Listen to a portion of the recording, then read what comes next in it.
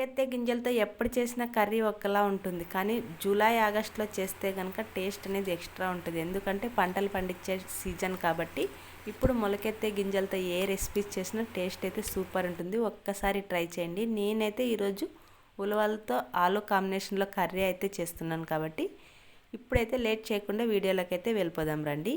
ఇప్పుడు నాకు కావాల్సిన అన్ని మొలకెత్తిన ఉలవలు అయితే తీసుకున్నాను. చూడండి, ఉలవలు ఎలా మొలకెత్తాయి అన్నది షార్ట్ వీడియోస్ అయితే అప్లోడ్ చేసినాను. ఎవరైనా చూడకపోతే కనుక ఆ వీడియో అయితే చూసేసేయండి. ఇప్పుడైతే 2-3 సార్లు బాగా వాష్ చేయాలి మొలకెత్తిన ఉలవలు వచ్చేసి, ఎందుకంటే కొద్దిగా స్మెల్ అనిపిస్తాయి కాబట్టి ఒక 2-3 సార్లు బాగా వాష్ చేసిన తర్వాత ఇప్పుడు ఉలవలకు సరిపడినంత కొద్దిగా సాల్ట్, కొంచెం ఆయిల్ వేసుకొని సరిపడినన్ని నీళ్ళు వేసుకొని ఒక 2 విజిల్ రానిస్తే సరిపోతుంది.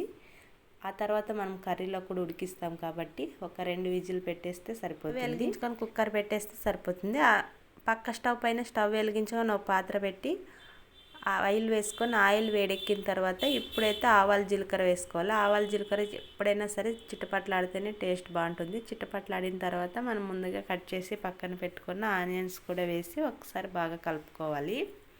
ఇప్పుడైతే 2 రెబ్బల కరివేపాకు అయితే వేస్తున్నాను. కరివేపాకు కూడా చిటపట్లాడేంత వరకు వెయిట్ చేసిన తర్వాత ఇప్పుడైతే నేను ముందుగా తయారు చేసి పక్కన పెట్టుకున్న అల్లం పేస్ట్ కూడా వేస్తున్నాను.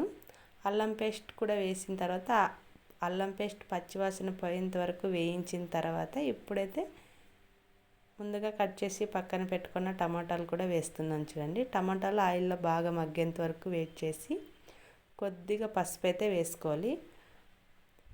బాగా మగ్గిన తర్వాత మంట అనేది సిమ్లో పెట్టుకోండి పసుపు వేసిన తర్వాత, లేకపోతే తొందరగా మాడిపోతుంది.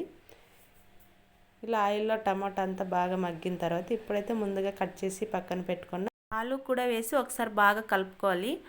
అడుగున మాడుతుంది కాబట్టి సిమ్లో పెట్టుకొనే చేయండి. ఒకసారి అంతా బాగా కలిపిన తర్వాత ఇప్పుడు ఆల్రెడీ మనము ఉలవలు మొలకెత్తిన దాంట్లో కూడా సాల్ట్ వేసినాం కాబట్టి ఇప్పుడు కొద్దిగా సాల్ట్ వేసుకొని ప్లేట్ పెట్టేస్తే సరిపోతుంది. నేను ఇవి మగ్గేలోపు నేను వచ్చేసి కొత్తిమీర కొబ్బరి పేస్ట్ అయితే చేసుకున్నాను. నేను ఎప్పుడు చేసుకున్నా కొంచెం ఎక్కువ క్వాంటిటీలోనే చేసుకుంటాను. ఇంట్లో కనుక పెట్టుకుంటే 5 డేస్ నుంచి 7 డేస్ వరకు ఫ్రెష్గానే ఉంటుంది కాబట్టి నేను ఎప్పుడు చేసినా కూడా కొంచెం ఎక్కువ క్వాంటిటీలోనే చేసుకుంటాను. ఏ కర్రీస్ అయినా చేసినప్పుడైతే వాడుతూనే ఉంటాను. ఇప్పుడైతే చూడండి, నేను తక్కువ క్వాంటిటీలోనే అల్లం పేస్ట్ అయినా కొబ్బరి పేస్ట్ అయినా తయారు చేసి పెట్టుకుంటే అంటే తొందరగా అయిపోతాయి అన్నమాట. రెసిపీస్ ఏమైనా చేయాలనుకున్నా కర్రీస్ అనేటివి తొందరగా అయిపోతే హడావిడి లేకోకుండా, కరెంట్ లేదని బెంగ కూడా లేకోకుండా ఎప్పటికప్పుడు మనం అనుకున్నట్టు జరగాలంటే కొంచెం ప్రిపరేషన్ అనేది ముందుగానే ఉండాలి.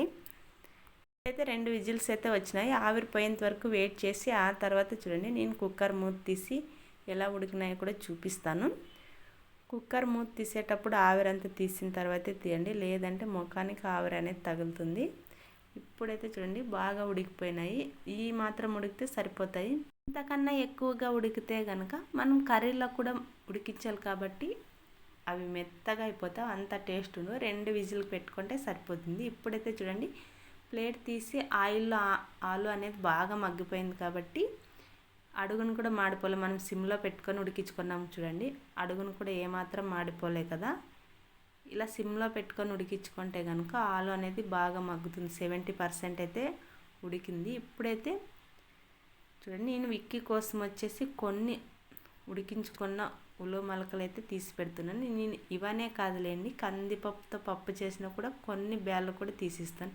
అప్పుడే విక్కీకి సరైన ప్రోటీన్ అందింది అనుకుంటాను. ఎందుకంటే పప్పు కానీ ఇలాంటి కర్రీస్ కానీ ఎక్కువ క్వాంటిటీలో చిన్నపిల్లలు తినరు కాబట్టి ఇలా ఉడికించినవి ఇస్తే కనుక డైజెషన్ కూడా అవుతుంది, హెల్త్కి కూడా చాలా మంచిది కాబట్టి చిన్నపిల్లలు ఎవరైనా ఉంటే కనుక ఫాలో అవ్వండి.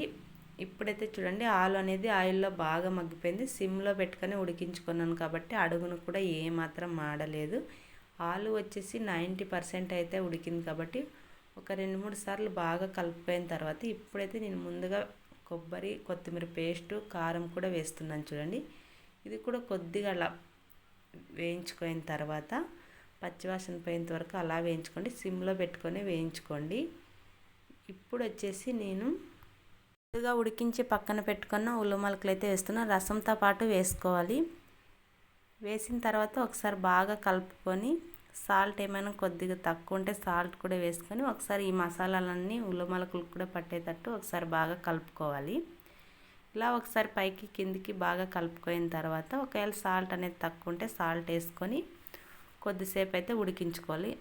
అలా కొద్దిసేపు ఉడికిన తర్వాత ఇప్పుడైతే కొన్ని నీళ్ళు అయితే వేసుకోవాలి. నేను మిక్సీ పట్టుకున్న మిక్సీ జార్లోకి కొన్ని నీళ్ళు వేసుకొని అయితే వస్తున్నాను. ఒక్కసారి గంటితో ఒకసారి బాగా కలిపి ప్లేట్ పెట్టి ఒక 15 నిమిషాలు ఉడికించుకుంటే కనుక సరిపోతుంది. ఇప్పుడు చూడండి, ఈ కన్సిస్టెన్సీ ఉండాలి. ఇంతకంటే పల్చగా ఉంటే ఆలు సపరేట్ అవుతుంది, ఉల్లిమొలకలు సపరేట్ అయితే టేస్ట్ కూడా అంత బాగుండదు. కాబట్టి ఇప్పుడు ఆల్రెడీ ఉల్లిమొలకలు ఉడికినాయి కాబట్టి ఎక్కువ వాటర్ అయితే తీసుకోదు. కాబట్టి కొన్ని నీళ్ళు వేసుకొని ఉడికించుకుంటే ఇది కర్రీ అనేది కొంచెం మందంగా ఉంటేనే సరిపోతుంది. మరీ పల్చగా ఉంటే కనుక టేస్ట్ బాగుండదు. అదొక్కటి గమనించుకోండి. 5 నిమిషాల తర్వాత ఒకసారి ప్లేట్ తీసి చూస్తే కనుక ఆయిల్ అంతా ఇలా పైకి వచ్చింది కదా. ఇప్పుడైతే కర్రీ అనేది రెడీ అయిపోయింది కదా. ఇప్పుడైతే నేను కొద్దిగా గరం మసాలా అయితే వేస్తున్నాను.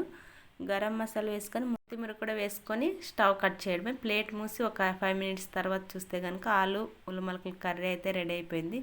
ఐ హోప్ ఈ వీడియో మీకు నచ్చిందని అనుకుంటున్నాను. నచ్చితే కనుక చిన్న లైక్ ఇచ్చి సబ్స్క్రైబ్ అయితే చేసుకోండి. ఉండనా మరి.